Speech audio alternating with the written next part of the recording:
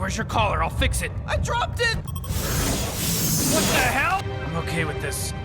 Be good, Morty.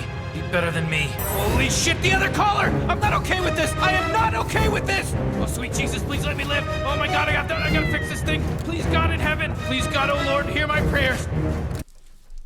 Oh, wow. Yeah, okay. Maybe I spoke too soon. Yeah. Okay, yeah, Rick's having a big character arc moment. I see. Yeah, I guess I don't really need to do a part 2. Yes! Fuck you, God! Not today, bitch! Please, God, if there's a help, please be merciful to me. Yes, I did it! There is no God in your face! How...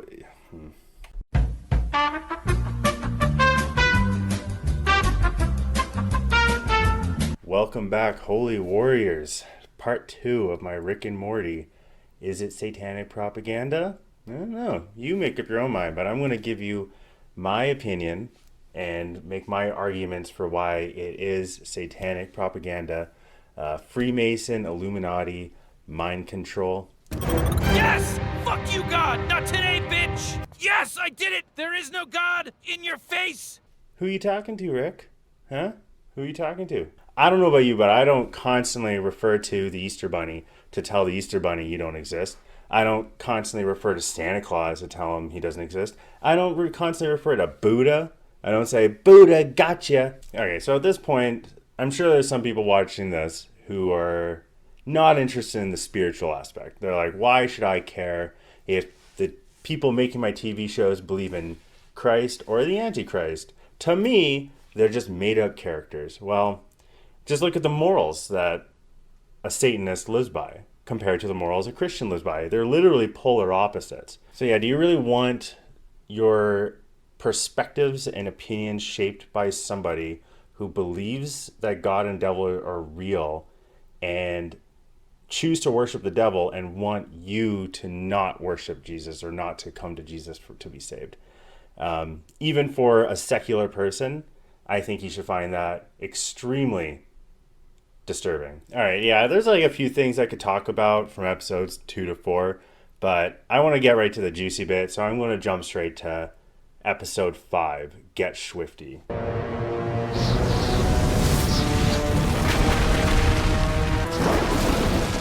Hey, golf is easy now.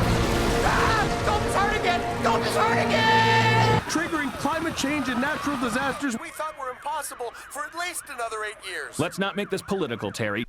Okay, so yeah, they make it as if it's a climate change joke, but as you can see at the bottom there, it says Armageddon or it's an Armageddon reference, okay? It's the end times reference, and they're kind of tipping their hat, telling you that the whole climate change narrative is built up as an alternative narrative to why the end time events are happening, right? Earthquakes, you saw the golf course there, literally pits opening up like into the earth, and like tsunamis, like the oceans being drained. And then the news reporter is talking about how we won't expect these events for another 8 years. We thought were impossible for at least another 8 years. Now, the original air date for this episode was 2015, August 23rd.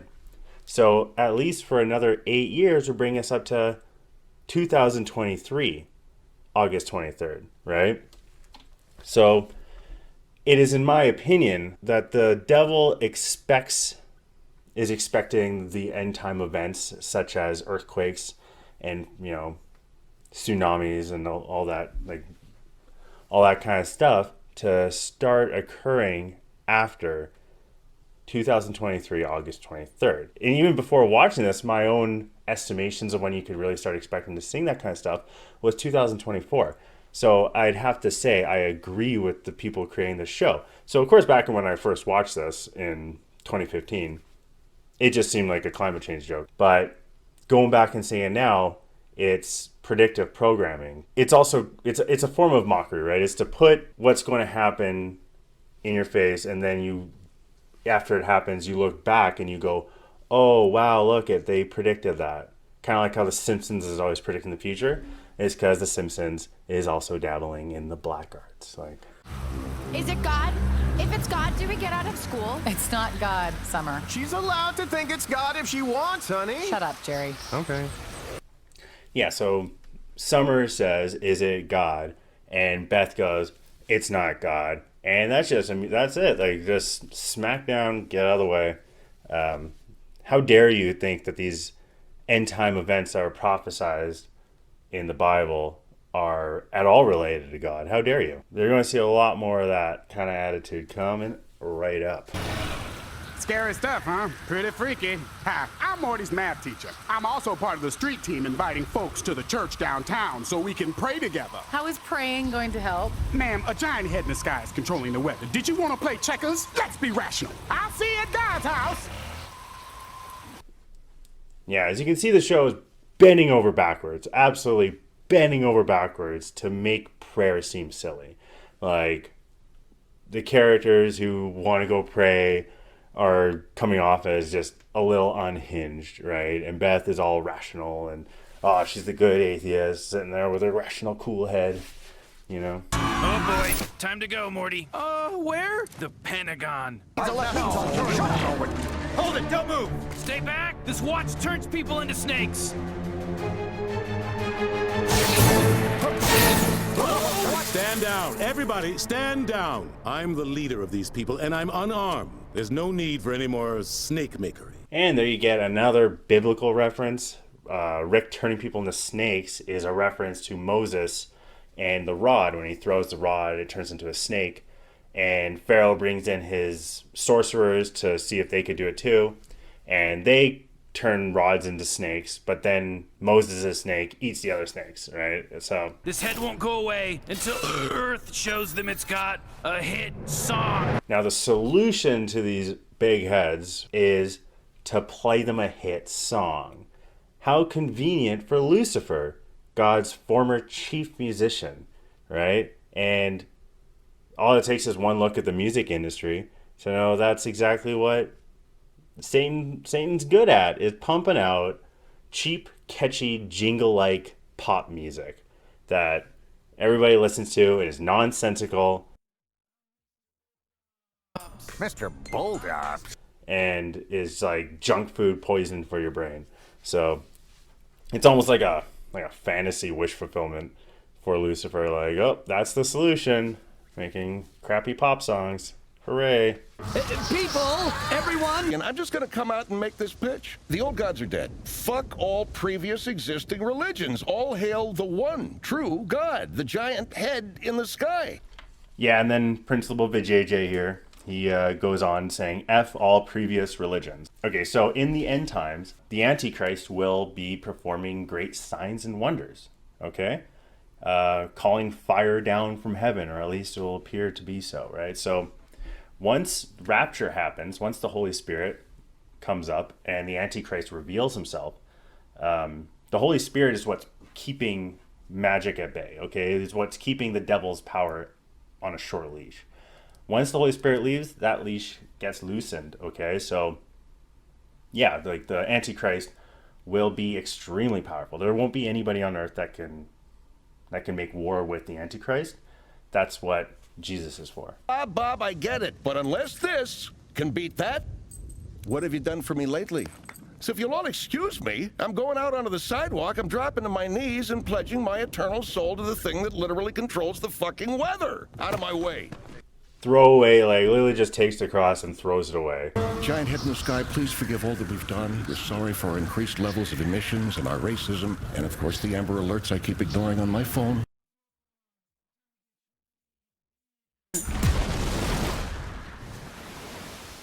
And third-level donors get our all-access family pass. Listen, the storm is stopping.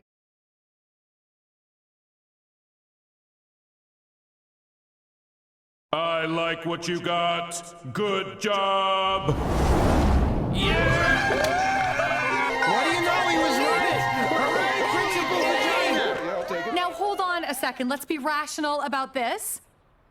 No, I'm just saying we don't know there's a cause-effect relationship. In the show, they're framing the atheist out to be correct. She was the logical, rational one. Let's not jump to conclusions. While everybody else was worshiping a flying head in the sky, and then they turned out to be drawing false conclusions, right? So they're predictive programming, it's part of the mind control, it's part of the Illuminati, Freemason mind control, to kind of program you to think this way. So they're preparing you for the apocalypse, they're preparing you for the end times and how to treat these events, right? Hello? Yes, sir, yeah. Thank you, sir, thank you. He says he's proud of what we're doing and hopes we have a great Ascension Festival. Okay, here, yeah, you see Principal Vajayjay sitting there with his little fake device pretending to talk to the heads, okay? So they're mocking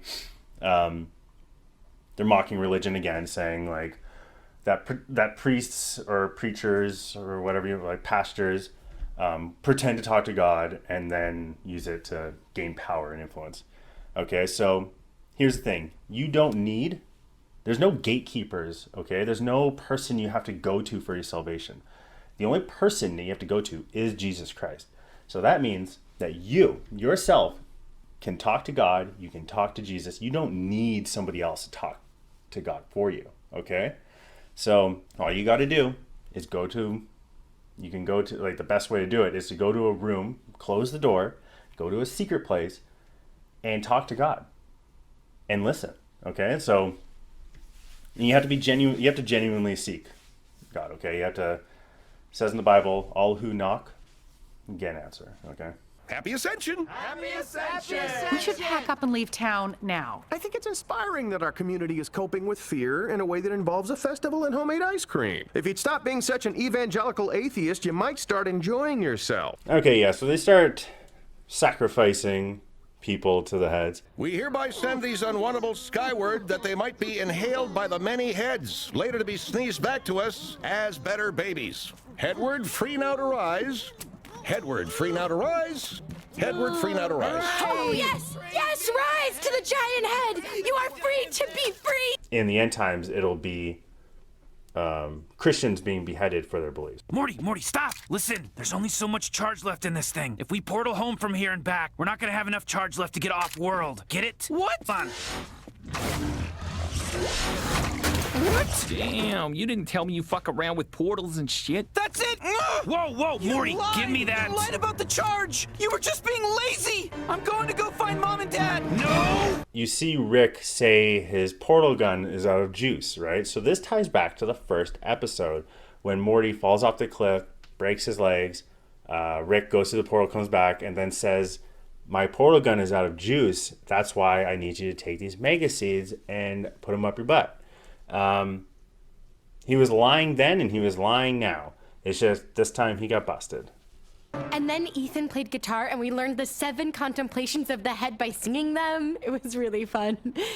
Praise be the head. Praise be the... Yeah. 6 p.m., so if you're a parent, you're now entitled to adoration from your children. I'm going to start dinner. I don't know what to say. I mean, Summer is doing really well here. She's not getting pregnant or doing drugs or missing curfew. Yeah, so you see Summer here. She really starts going into the worshiping the head thing. Sure, she's not out having teenage sex and doing drugs, but that's not our daughter. This isn't the first time they're basically going to make it out where the best thing to be is to have some of your sin and like you got to have a little balance of both. You know, that's of course obviously what the devil wants. He wants you to think that your demons are part of what makes you, right? So you're a lot less likely to want to get rid of it, right? If you're not going to want to get rid of, let's say, a demon of like a sexual perversion, if you think that sexual perversion is part of your identity, but it's actually a demon, right? We've been waiting 16 years for our daughter to respect us. But the key is, it has to be our daughter, not this person she's become. We'll take our chances, raising her without fancy new jobs, outside of a potato-based religion. Is your intention to abandon Rick using his own portal gun? In bird culture, this is considered a dick move. How often do you think you might look up at the stars and wonder what might have been had you just put your faith in Rick? All right, then here you see Bird Person going on a monologue about putting your faith in Rick. And, you know, a show all about not having faith, having a monologue about having faith in this clearly not morally just character is pretty rich. We gotta trust scientists, okay? Scientists are inherently good people, right? Like, just look at the Nazis. Like, the Nazis were bad, but, like, they're scientists. They're scientists, right? Like, the scientists are good, right? Otherwise, why would we have kept them? Why would we brought them over in Operation Paperclip into America if they weren't good, right? Well, you'll be wondering for all eternity what would have happened if you only put your faith in Christ. You know what I mean? All right, so that's what I'm going to talk about on episode 5. I'll quickly touch on episode 7. There's just a little rant I think is interesting that Summer makes. But those bad thoughts are the real Rick. The fact that you're old, the fact that we're all going to die one day, the fact that the universe is so big nothing and it matters. Yeah, so that pretty much gets down to, in my opinion, the main point of atheism. That's like the main point of why Satan created atheism, is so you think that nothing really matters. So if nothing really matters, what's the point of not sinning? What's the point of being good if there's no reward for it at the end of the rainbow? Yeah, he wants you to think that no matter how good you are, no matter how bad you are, there are no consequences, there's no rewards. So you might as well get as much selfish enjoyment out of this life as you possibly can, because otherwise you're just robbing yourself of a good time. Forget about everybody else. Forget about Jesus Christ. Forget about Muhammad. Forget about all those religions. Ba-da-ba-ba-da-ba-bop. The end.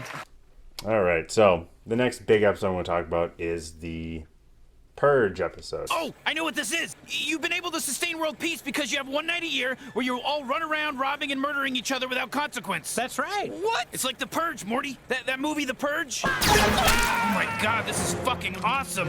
Morty, this is really cool. You want to help me out here and kill some people? It's fun. We're totally justified because we're saving a little girl. I mean, we're both free and clear to murder these people. Rick? Yeah. Do you think we could take... What's your name? Arthrisha. Could we take Arthrisha up in the ship and, just wait out the purge? Yeah, so you see there, this is what, 2015? Half the people are wearing masks. Half the people are not wearing masks. So, do most people wear masks when they purge? I don't want to answer any more purge questions. Predictive programming, maybe, maybe they knew what was coming and put it in here as a inside joke. There's a lot of inside jokes in this show that aren't meant for you and me, okay? The creators of the show see the everyday person as Jerry, okay? Like I'm Jerry, you're Jerry, we're Jerry's. They see themselves as Rick, like they look down on us. Get back! Wait, for real? You're how Beth sees me? Oh my God, turn around. I said turn around! And they mock Jerry. They ridicule him the most ruthlessly. So that really gives you an insight as to what they think about you and me.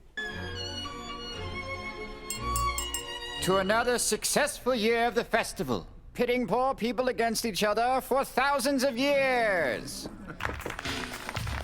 Where's that music coming from? Okay, they show up, they kill all the elites. So, Arthrisha?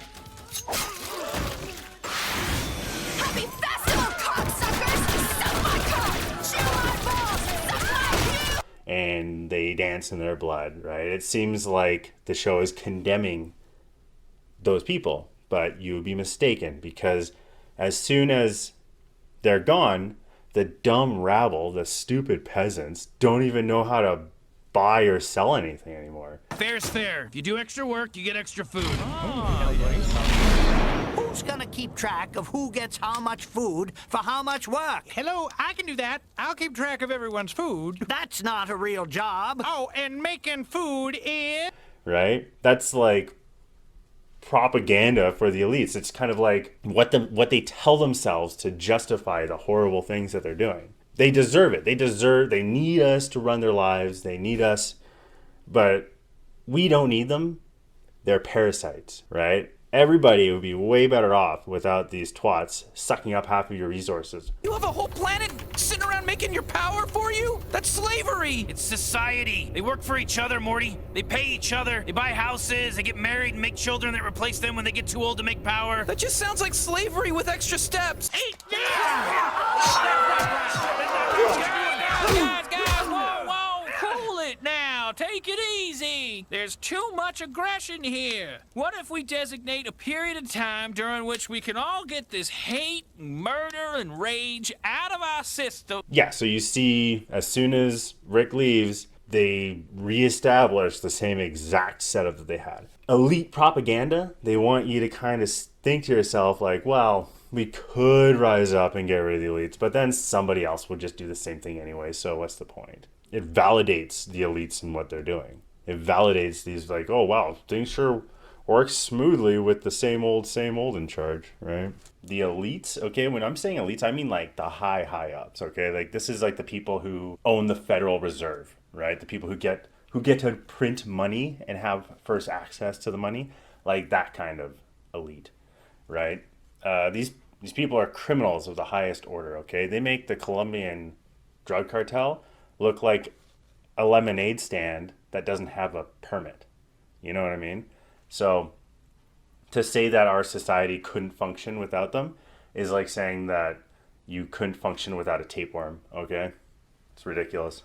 All right, so next I'm going to move on to episode 10. This is the season finale. Oh my god! My friend Tammy's marrying Bird Person! What the hell is a bird person? He's Rick's best friend. Let's not get carried away, Morty. Would you like to RSVP or send a gift? No. Weddings are basically funerals with cake. If I wanted to watch someone throw their life away, I'd hang out with Jerry all day. Affirmative. Returning to sender. No, hold on, stay. Courier flaps. Staying. Dad, you have a friend that's getting married. That's a big deal. It's a big deal he has a friend. What do you know about friendship, Jerry? Confirmed. Shipping Jerry.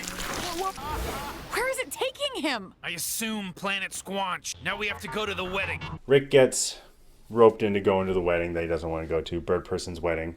And Bird Person's like 40 and Tammy's like Summer's age. So the age gap is pretty extreme. So, your teenage daughter's marrying a bird man. And you guys down with that? No pun intended. We're quite proud. He's a wonderful person and an incredible bird. Still, what is he, 40? It's just, when he was 30, she was an actual child. When he was her age, she wasn't born. When he was, like 18, she was literally in your womb. Imagine being pregnant with your daughter and a bird teenager comes into your home and says, I'll take that, I'll have sex with that. Okay, so Jerry in the wedding episode, he's the only character who takes issue with an underage girl marrying a 40-year-old bird person. And he's treated like an embarrassment. Oh, geez, get out of here, Jerry, right? Once again, Jerry represents the normal person, normal people. He's the only one that takes issue with it, and he's wrong for doing so, okay? He's wrong for doing so in the show. But I think he's the only one with any sense in that part. Give us 1 second. Oh. Were you born with your feet in your mouth? I want you to stand in the corner and face the corner and talk to nobody. Maybe I will. So then Rick gives his little toast.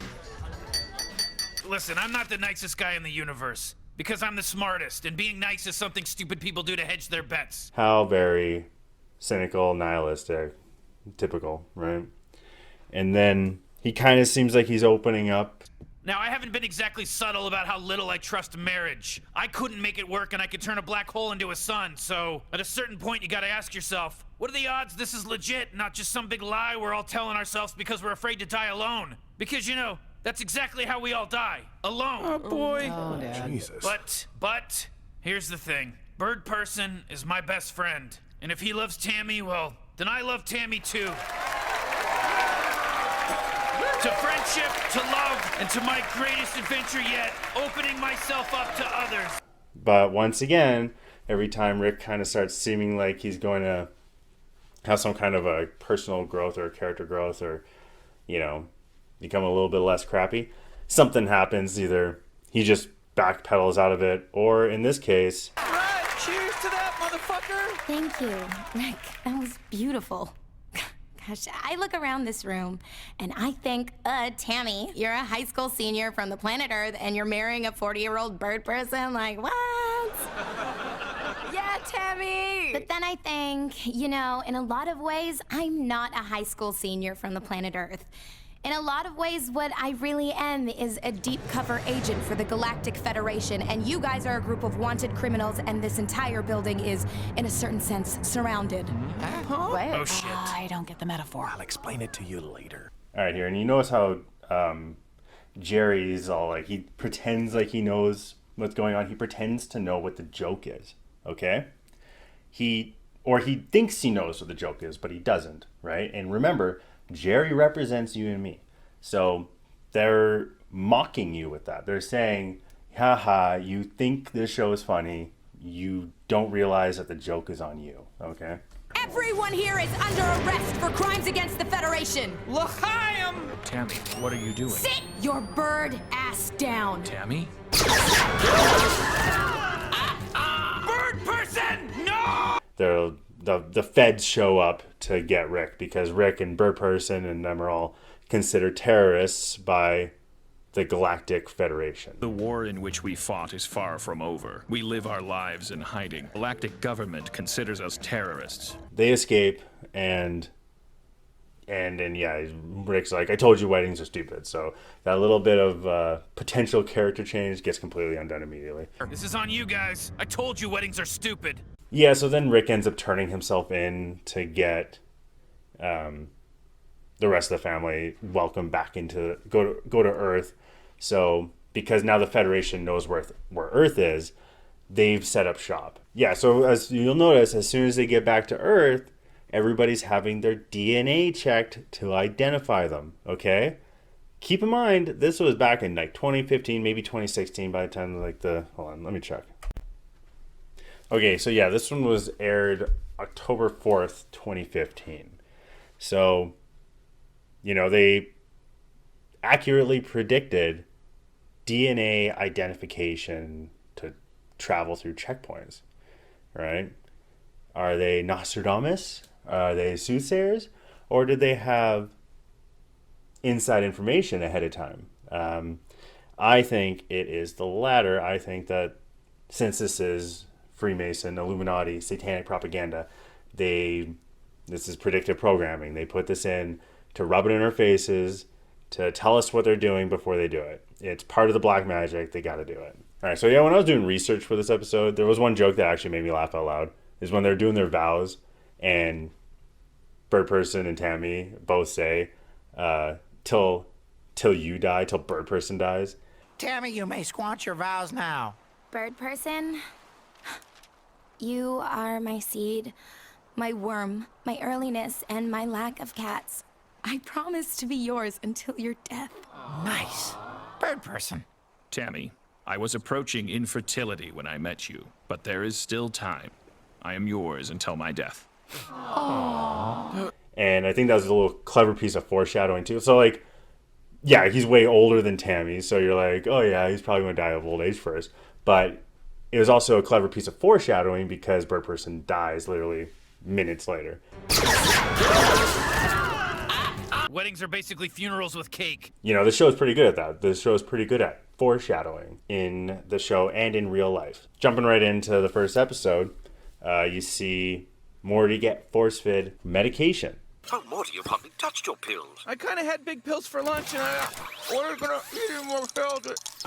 Okay, so DNA identification, force-fed medication.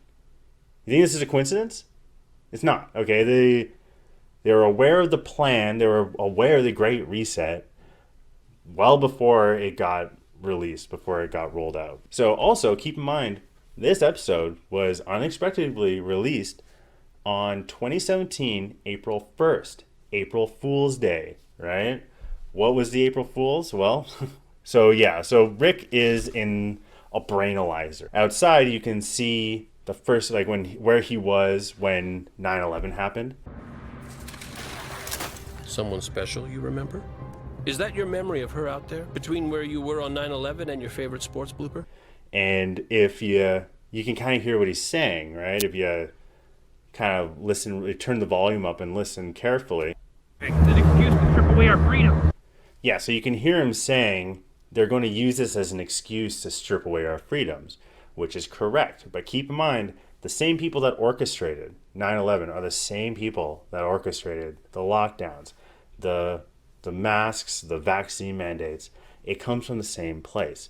So this show is propaganda for that organization that did 9/11. So they're once again putting a little nugget of haha in there. Yeah, because they did use it.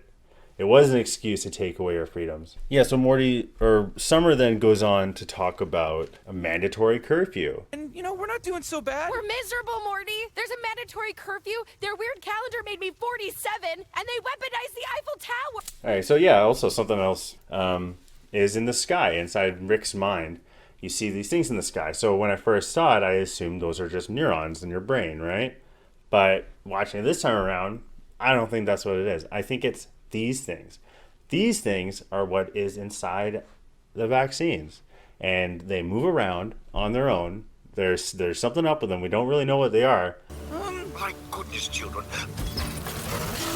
Relinquish the illegal technology to the nearest Federation representative. We already have robots in our house. Siri. Oh, hey Siri. We're a few short steps away before people have robot butlers in their house. All right, and those are not going to be there for your benefit. All right, they're there to keep tabs on you. Then Rick goes. He escapes. Does some body swapping.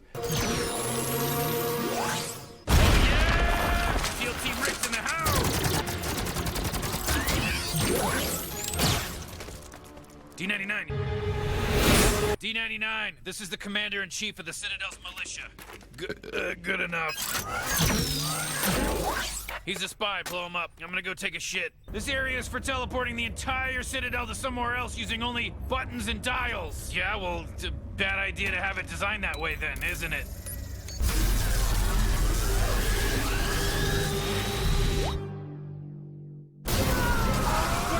And then takes the Citadel Ricks and crashes it into the Galactic Federation and where the prisoners are kept. And, all the prisoners start creating a bunch of havoc. So, I mean, kind of parallels the way that they're releasing prisoners today. You know what I mean? Just saying. You could also kind of compare it to the border crisis, how they're flooding the border to create chaos. And then the way Rick brings down the whole system is he turns a 1 to a 0. So what are you doing with level 9 access anyways? Destroying the galactic government. Awesome! Are you going to settle their nukes to target each other? Or reprogram their military portals to disintegrate their entire space fleet? Good pitches, kids. I'm almost proud. But watch closely as Grandpa topples an empire by changing a 1 to a 0. He crashes the economy, okay? So, seeing how they've predicted the forced medication and the DNA identification, I think it's a safe and easy prediction that the economy is going to crash. Yeah, so in the show, that's how they bring down the centralized galactic government. That's how they bring down the Federation. And then it even goes to like a black house. It's like clearly it's supposed to be the White House, but it's a black house. Haha, get it? Mr. President, the Blemflark's value just dropped to nothing. What do you mean? I mean, our single centralized galactic currency just went from being worth 1 of itself to 0 of itself. Oh, dear God, no. Calm down, people. Deploy the galactic militia and declare martial law. Yes, sir. What should I pay them with? Their payment is the honor they'll feel to serve their... Wait, who's paying me to yell at this guy? I can answer that. For money. I never thought I'd live to see this day. Gentlemen, there's a solution here you're not seeing. Give me your jacket! Give me those They're all like, oh yeah, I'll do it for money. In reality, they're going to use the crashing of the economy to usher in the centralized currency, not destroy the centralized currency. It'll destroy the fiat currency as we know it, which is fairly centralized, but not centralized enough, it appears. And then this new currency is going to be tied in with the mark of the beast, right? You're not going to be able to use this. You might be able to use that first without getting the mark of the beast, but I guarantee eventually you're going to have to get the mark of the beast in order to use this currency. All right, so yeah, everybody's panicking, and then there's somebody who's panicking over pants, being like the Lord of the Pants.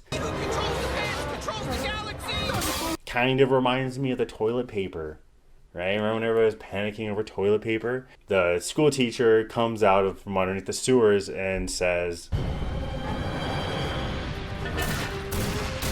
No longer will the insects have domain over surface world. in this, what they're really saying is they're saying, you are the insect. I am the insect. They think that we are insects. We are the surface dwellers, right? There is underground. This is the underground societies who've been like running the show from behind the scenes.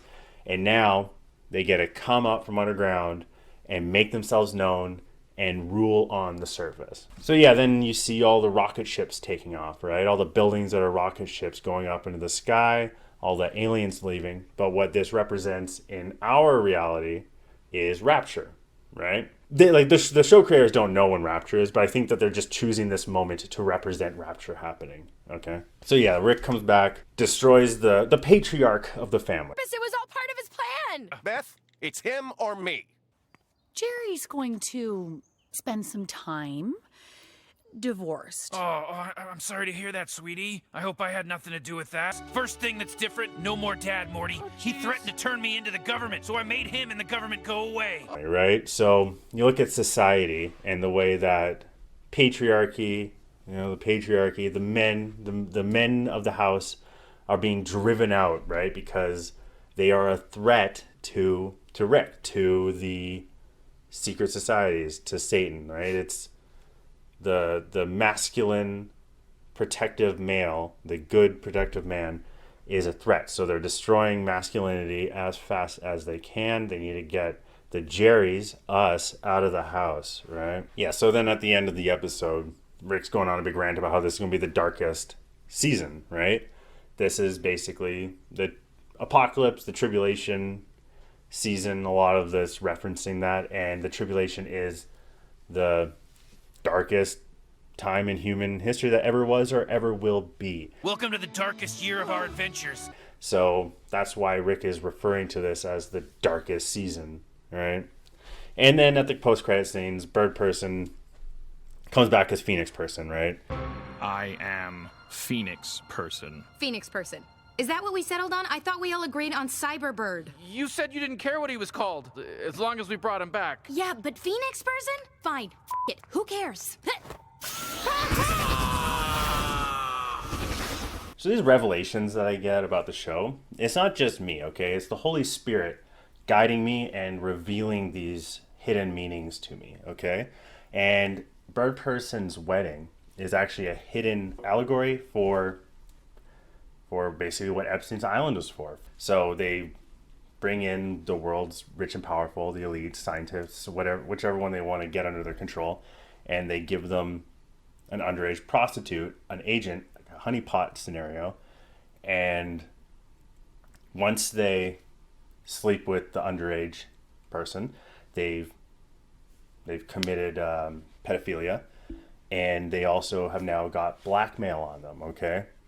So Tammy killing Bird Person and being an agent is a parallel to that reality, okay? So his Bird Person's death is a spiritual death, okay? Now he's a slave, right? So in the show, he comes back as Phoenix Person, but is a slave to Tammy and to the Galactic Federation, okay? So once one of these people has sex with an underage prostitute, they are spiritually dead and now are a slave to the Satanic order, okay? As it's fitting, right after the Rapture event happens, they go into the post-apocalypse episode, the Mad Max episode.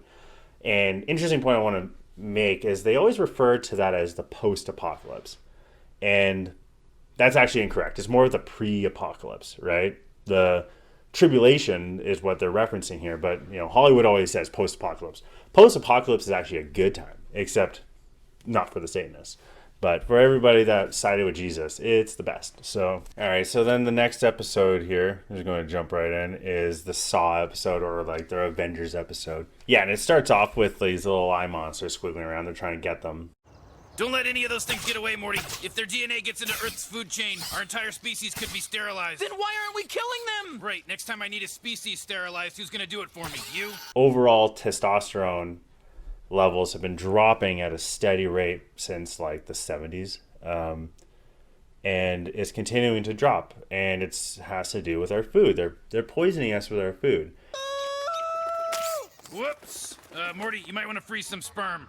And this is once again them putting something in the show to rub it in our face. That, haha, we're sterilizing you. Enjoy. Morty talks about how Rick thinks that good and bad is an artificial construct. Everyone in the universe is a hero. All you have to do is know the difference between good and bad and root for good. Rick says good and bad are artificial constructs. That's the point of view of the show, right? That's not just Rick, the character's point of view.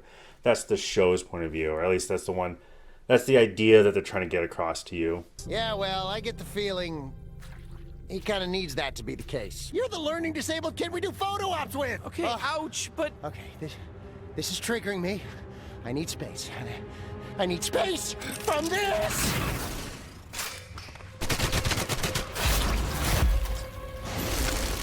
Is that good and bad? Like, there is no hard and true like morality. It's just whatever you decide is good or bad is good or bad, which is a load of crap.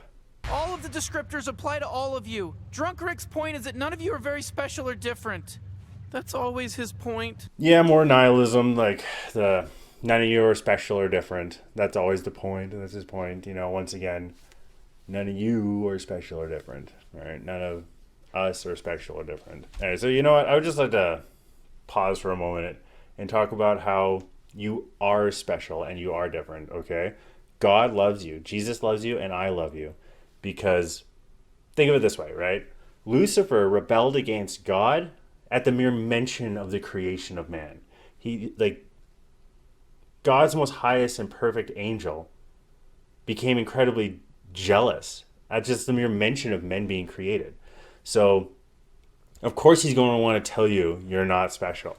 Of course he's going to want to tell you that you don't matter, that you're just a random freak accident, when in fact you were very intentionally created and you have a divine purpose. Each and every person on this planet, God created with a purpose, right? The Vindicators say their job is to fight evil wherever it hides, but they don't pick the location you'll never hear them even mention, because to fight darkness is to fight yourself. What the hell is Israel? It's just something Rick starts talking about when he's blackout drunk. What? In what way? Like, what's my point? In a way that has no point? You just babble about defense budgets in the United Nations and then you pass out. They seemingly out of nowhere bring in an Israel reference. And then he goes on about how he always rants about the UN in Israel when he gets drunk. That's kind of alluding to the Citadel of Ricks in a later episode represents the UN, right? And Israel to an extent. All right, moving on to the Rick and Relaxation episode. Rest and Relaxation episode. Rick and Morty go into basically a detoxer, right, where it separates the toxins out of their body. Complementary psychological detox removes all your cognitive toxins, purifies your system. Rick, is this thing supposed to be making this?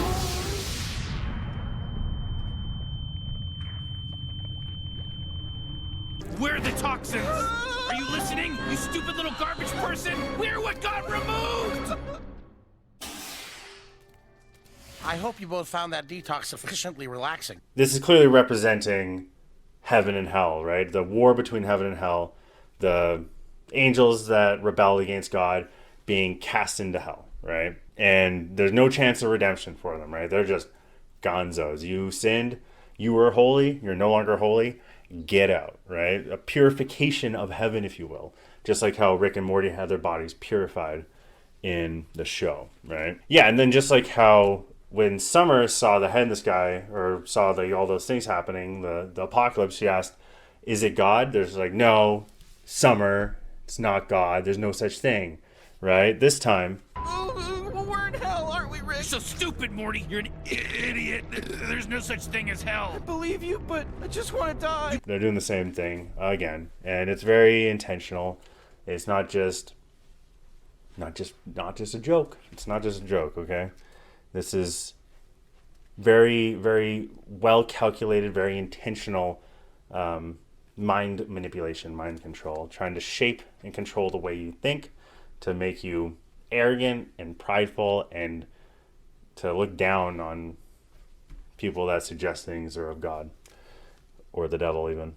So yeah, and then, you know, once again, he rants about how there is no God, but if there was a God, it would be him. Guess who just discovered a new element? You think you could do that, Morty? You think anyone but me could do that ever in a billion years? Do you think if God existed, he could do it? The answer is no. If God exists, it's f***ing me. Yes, Rick. I agree, Rick. Sounds a lot like something Satan would say. Of course, Satan would deny God, right? Of course, he would say that he basically was God, but he's not. So he just wishes he was. Now, who can tell me the common denominator of these two fractions? You don't know, or you're just bored. Hey, listen, you know, if we're all bored over here, wouldn't the common denominator be you? Damn, Morty, that's hilarious. Normally, I would come down on any kind of disruption, but it seems to represent a positive change for your character. Class dismissed! Awesome, Morty. You done good, Morty. He seems to be doing much better. People like him more. Listen.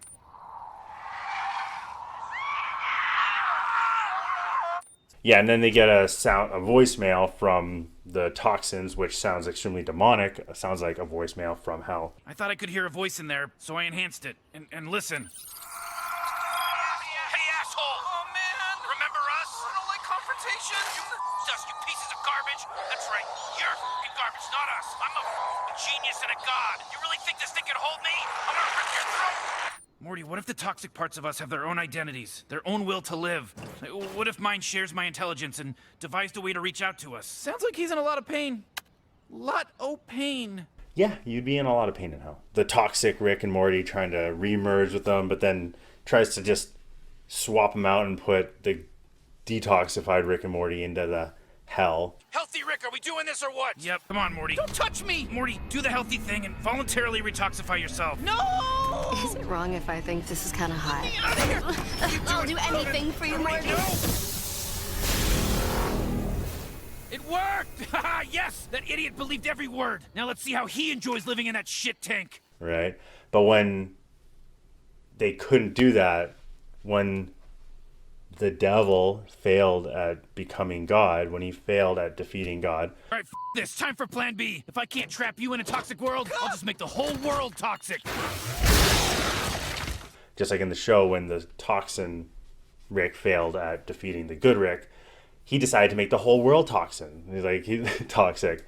So just like how Earth is cursed, right? So in a way, the devil succeeded in making the Earth toxic. Wait, that's it? How could that detox machine know the difference between healthy and sick for everything that goes through it? It can't. It must be by the individual's own definition of toxicity. Saying that there is no, like, universal truth to what's right and wrong. It's all just a construct. Okay, so when the toxic Morty, the toxic Rick successfully toxifies the planet, which is kind of like the phase we're in now, right? Our planet's cursed. It hits the church, and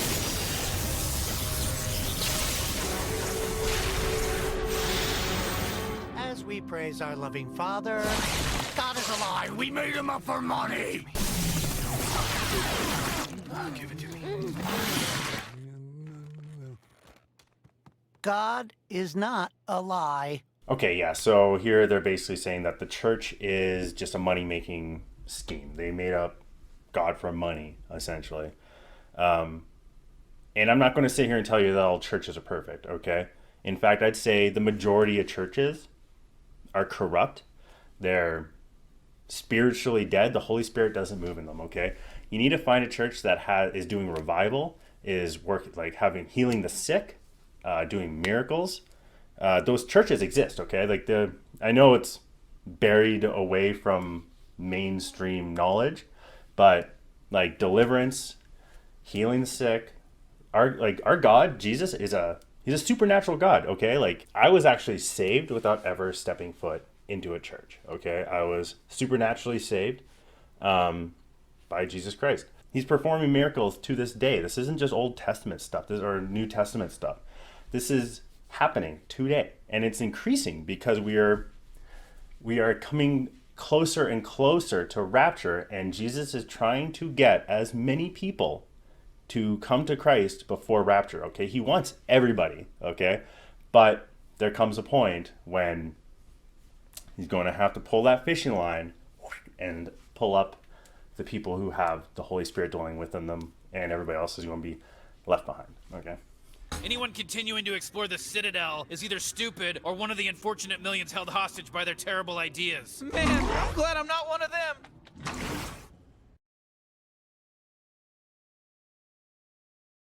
It kind of seems to me like it's representing like a post-rapture society where they have all these problems. Then there's the evil Morty, right? And in this episode, he represents the Antichrist, right? So the Antichrist comes after the rapture. He's going to be extremely charismatic. The division I see is between the Ricks and Mortys that like the Citadel divided and the rest of us.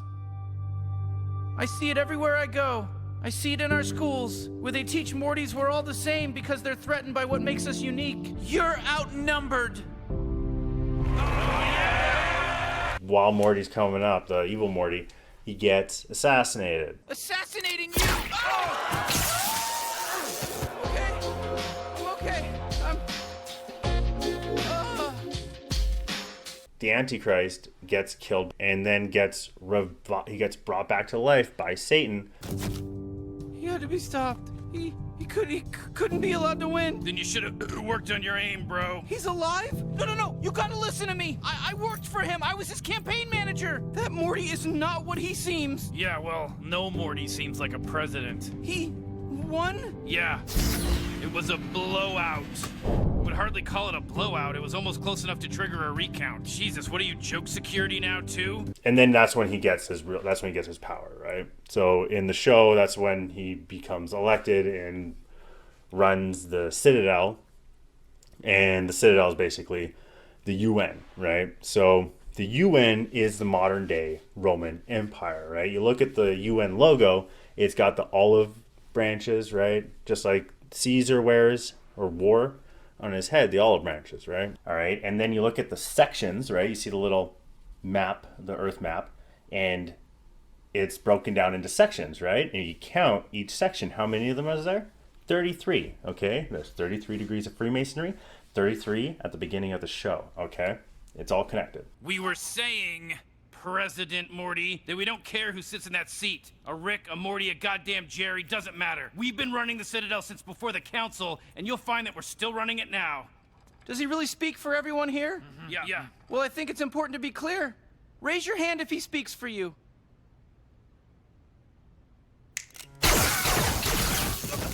Is that enough off the top? Don't know.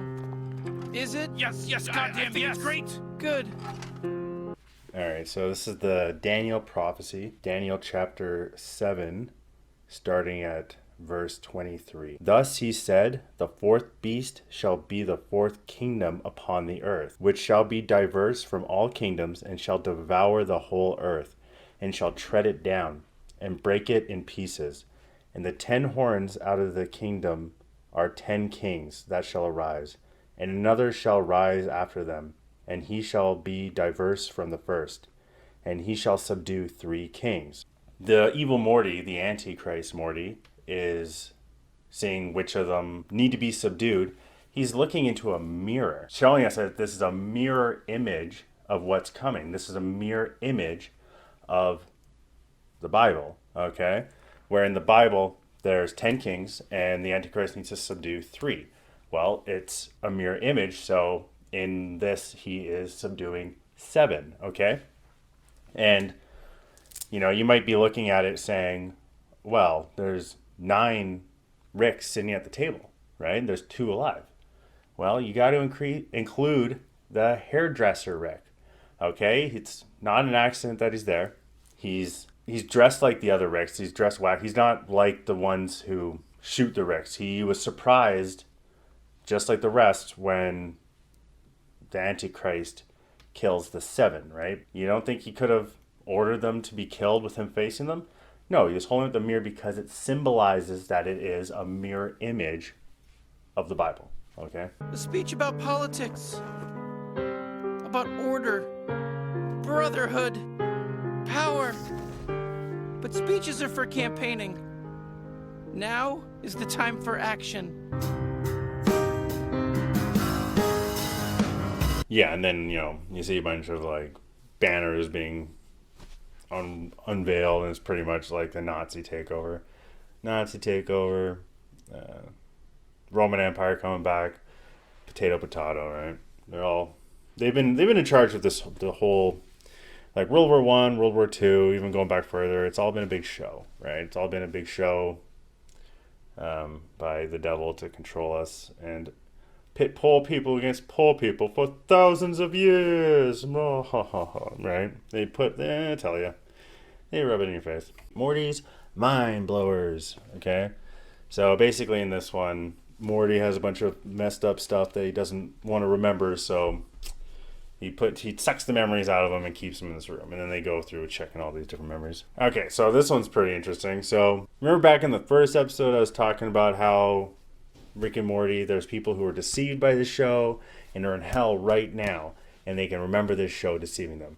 Well, I actually totally forgot about this episode and this little bit here. The Floopians achieve an eternal orgasmic afterlife so long as they're killed by a great warrior. I'm flattered, by the way. Thank you very much. Well, I gotta say, I'm a little envious. Your species has an actual afterlife. That's gotta be nice. What do you mean? Well, here on Earth, we don't know what's going on. It must be nice for you guys to, have that proofs in the pudding, evidence. Evidence? There's supposed to be evidence? Yeah, otherwise, how do you know if it's true? All right, so you want to do this here or outside? Run! I don't want to die! Oh God, it's all real! Oh, it hurts! Oh, I shouldn't have doubted it! I shouldn't have let you make me doubt it! Oh, I blame you! I blame you! He said there wasn't any evidence! That was a ton of evidence! Well, silver lining. Now I know their religion's real. They have a hell and it does not look good. I think the show creators agree with me here because that's exactly what happens. Morty sows doubt into the mind of this alien who has they have to be killed by a great warrior in order to get into their heaven, right? They just kind of shift the prerequisites for heaven, right? They change the prerequisites of heaven to you have to be killed by a great warrior. For us, it's you have to accept Jesus Christ, right? So then Morty puts a little bit of doubt in his mind, and then he runs off, gets hit by a car, and literally gets dragged to hell. And Morty's like, what do you mean, like, you didn't have evidence? That's tons of evidence. They're telling you there's tons of evidence that Jesus is legit, God's real. And you just gotta not believe the lies, people. That's, there's actually... Yeah, you're not going to be able to measure it with a stethoscope, but there's evidence all over the place. All right, and then there's another one here. This one's pretty interesting. They do a deliverance on Morty. Morty, please, don't do this. Your Morty is gone. I am Voltimatron, destroyer of worlds. Grandpa Rick, there must be some scientific way to save him. Not scientific, but there may be a way. Morty, I know you're in there. It's me, your grandpa. I know I can be mean, but I love you, Morty. We all do. You gotta fight this thing. I know you can. You're stronger than all of us. Morty, it's Mom. We love you. You have to fight it. Come on, Morty. Fight that stupid worm thing. We love you. We love you so much. Yes, Morty, come on. You're doing it. You're doing it. You're doing it. Should we pull it out? No, don't touch it. Just keep loving Morty. We still love you, but I do have a thing at 6. Oh, God. Do I have to keep looking? Jeez, Morty, come on. Pinch it off already. No, oh, God. Sorry, Morty. I love you. God, is there going to be an intermission? Excuse me, but I ordered the large evil space worm. I know. It's like, is that a demon slug in your stomach, or are you just happy to...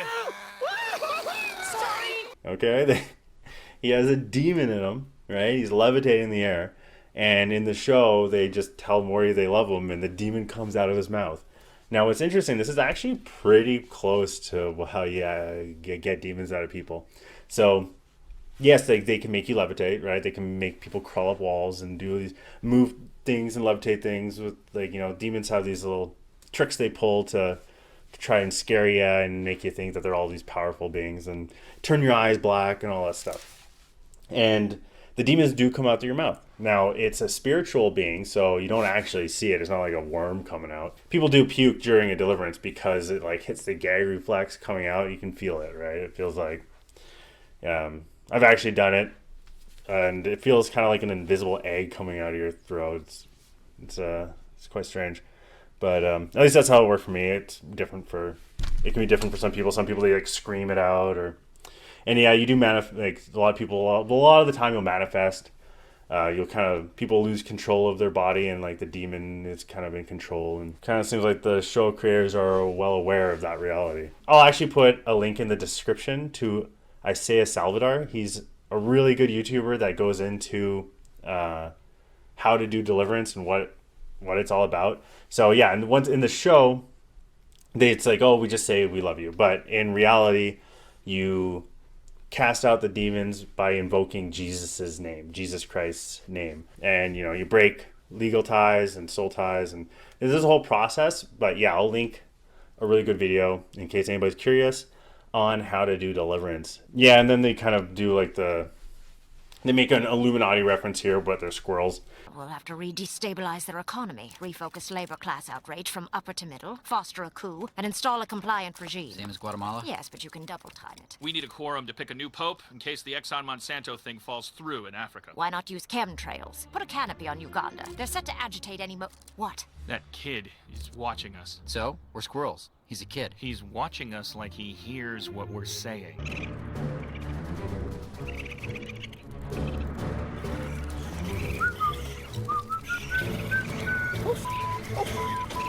What did you do?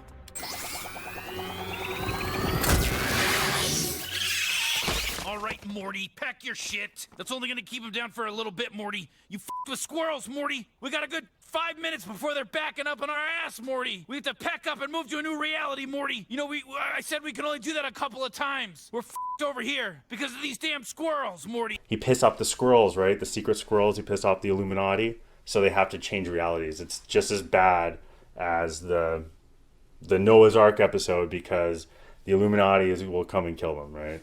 All right, so moving on rapidly to the next episode, episode 9. Just going to briefly touch on this one. So basically, Beth has a friend Tommy, and Rick made this like little paradise world where nobody can get hurt. Goodbye, cruel world. Dad! Oh, how do you like that? What kind of merciless creator makes the ground bouncy? I'm gonna have to drown myself. Oh no! Oh, the water's breathable. Who went and did that? Kind of seems a little bit like a Garden of Eden reference again. I am little Tommy. I am Tiny Beth. Oh, come on! Come with me to my magic world. Don't do it! Well, I want to see you dead. Ow, help! I'm stuck. I'm covered in honey. I will hunt this beast of the land and put my seed in it. I am the first of Tommy's children. Eat of my flesh so you may survive. And so I did. Perhaps a demonstration is in order. No, that is the last thing that is in order. Oh, Poor my Froopy God. character. Leave him alone. Gather round, gang. Dinner time. So it's a Moloch reference, okay? Bohemian Grove, right? That was considered a conspiracy theory. Oh, Bohemian Grove? That doesn't really happen. Until Alex Jones went in there with a camera and recorded it, okay? They're all the world's rich and powerful elites go to Bohemian Grove and they worship a giant owl statue, okay? That owl statue represents Moloch, okay? Moloch is the demon that people sacrifice babies to, okay? So then you go back to the first season, the Needful Things episode, and what's on the floor? An owl statue, okay? That represents Moloch, all right? I'm protecting my country. From selfies? From subordination to hostile powers. Does China know about that deal breaker? China doesn't piss on the White House. Well, why would they? I'm sure it was expensive. Get out. Okay, yeah, so Rick tells the president that China owns the White House, okay? Yeah, it's pretty obvious, okay? Son, you have a right to refuse his order, and I guarantee you're gonna die if you touch me, and there's no afterlife. Everything just goes black. Don't do it.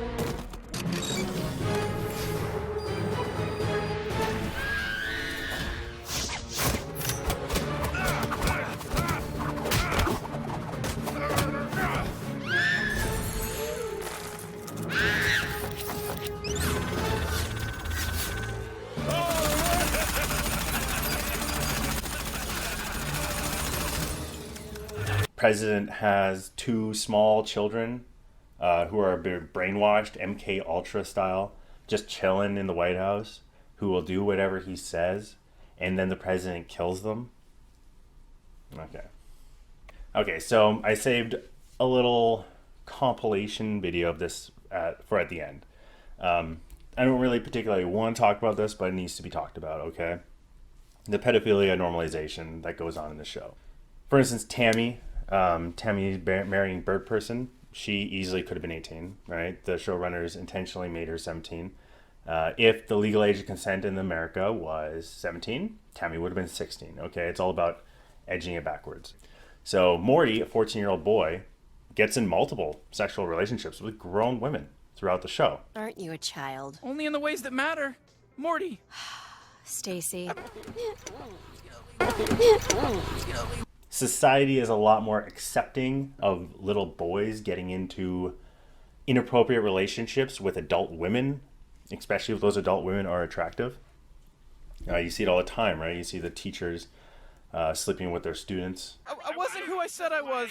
You weren't a 14-year-old boy from the Midwest who ran away from his family and capitalized on his lack of conscience by becoming a stockbroker? Oh, I guess I was pretty upfront about that, wasn't I? You were upfront about everything. You were my soulmate. Whoa! Hi, Jessica. Can I show these to you? Wow, they're both great. Thank you. Squeeze them, manhandle them. Okay, Jessica, let's give this a shot. Oh, Morty, what are you doing to me? I'm just doing my best. Morty, what are you doing to me? Jessica. Morty!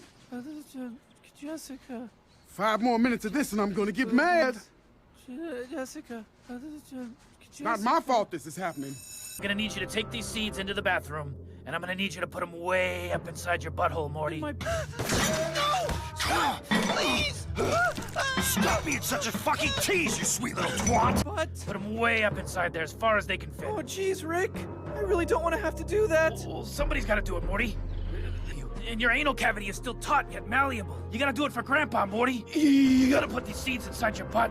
It's summer!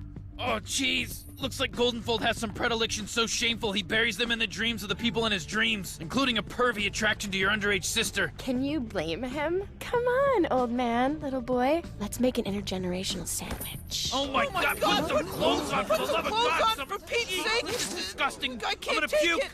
I wish incest porn had a more mainstream appeal. For a friend of mine. Don't judge, Morty. Okay, all right, well.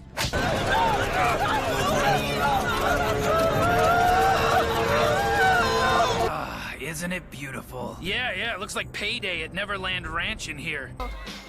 You look like you could use a good time. 1 dance for 10, 2 for 25. No thank you and bad math. Graze my genitals again, taint washer, and you'll be shipped to the wasteland. And as for you, genital washer... I guess it's worth it, though, to know how much you care. Care? Me? Morty, I'm fine with you. I only did this for him. You lying bitch! She kept coming to our house, Morty, and asking me, did you get a new Morty yet? Because you kept drunk dialing me and crying about it. I wasn't crying. Right now, we're gonna go pick up your little friend Jessica. Jessica? From my math class? I'm not. You don't gotta worry about me trying to fool around with Jessica or mess around with Jessica or anything. I'm not that kind of guy, Morty. What are you talking about, Rick? I had a lot of fun with a lot of young ladies. Morty, right? Yeah. You can get his number later. Come on, Morty. We gotta get out of here. Have you ever been peed on before? Oh my God, yum. Oh, have you ever been peed on? Yum. Okay, so keep in mind, this is what the co-creators of the show look like, okay? These are the people who are sitting around in the writing room going, and then the 14-year-old is talking about getting peed on and then says, yum. You know what I mean? So, let that thought creep you out. That dude likes him young. And then the cherry on the cake of all this is Dan Harmon, one of the co-creators of the show, has this incredibly disturbing, creepy baby rape joke that he did before taking on the show. And people look at that and go, wow, they sure are forgiving. How could they overlook that when hiring somebody to be a showrunner? And I'd argue that that is a dog whistle. Oh, you guys, this is just a joke ahead of its time. You just don't get it. And you watch it. I don't recommend watching it. It's not worth it, but it's extremely disturbing. If you are curious enough, knock yourself out. But I watched it and I wish I didn't. Yeah, it's not, there's nothing funny about it. It's truly disturbing. Nothing's changed, okay? The same Dan Harmon then, it's the same Dan Harmon now, okay? Yeah, so that is the end of my second episode. Thank you very much for watching. Please like, share, comment, subscribe. Come join my Knights of the Round Table. Fight with me against the forces of evil. Let's go. This is fun. Let's go. Let's get them.